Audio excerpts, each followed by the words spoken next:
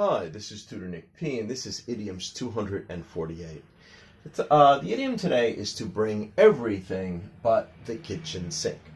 Okay, yeah, basically means that somebody is bringing way too much or an amount that is far beyond what they should be taking. Let's continue here.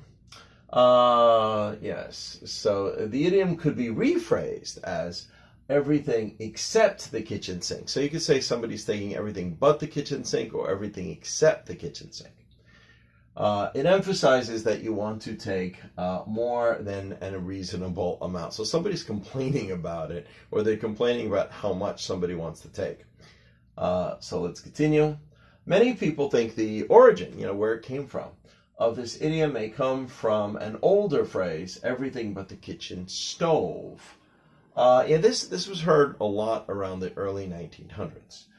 There was even an old ad for luggage in 1915, which stated you can get everything in but the kitchen stove. Yeah, they were trying to sell luggage, and they wanted to show how big the luggage was, that it was very spacious, it had a lot of space. So that's what they said in the advertisement. You can get everything in but the kitchen stove. I mean, you had plenty of space for everything, or more than enough space for everything. Well, let's continue. During World War II, the phrase was made more popular, although by this time it had become everything but the kitchen sink. More popular by saying the U.S. forces were throwing everything but the kitchen sink at the Japanese. Yeah, so that was during World War II.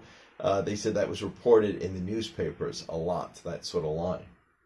All right, so let's just look at a couple of examples of how we use this phrase today.